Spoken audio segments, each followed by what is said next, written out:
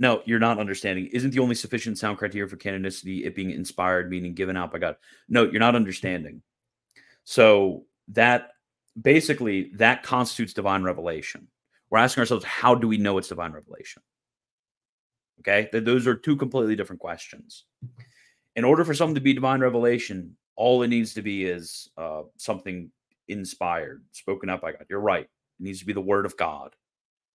That constitutes something as revelation. Okay, we're good with that. Now, what we're asking ourselves is, okay, we have some book which is given to you. Because imagine if I took, okay, and this is a big problem with like motives of credibility and us thinking about this. But if I just walked up to you and gave you a book and I said, God inspired this, how are you going to determine, in what way are you going to determine that God inspired that? Because, just trusting the plan and just believing me, that would be foolhardy. That would be foolhardy. That would be stupid, actually. That would be a sin against prudence to just quickly and lightly believe in these things.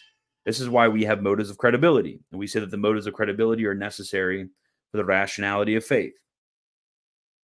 Because if you have some divine legate, if you have some person who comes up to you or somebody gives you a book or something like that, and they just say, hey, I'm sent from God, listen to me.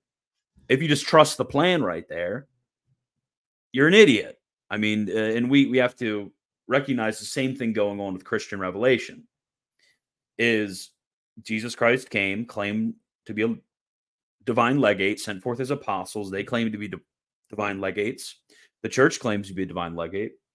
So if they demand the assent of faith from us, if we do it on light or no reasons at all, then that's something which is foolhardy. It's credulousness. That's what the technical term for it is, credulity, if you may.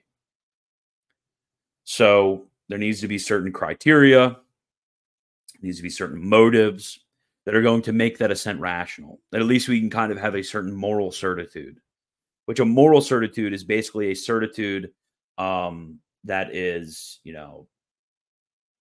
a probable judgment on the basis in which of which people ordinarily act.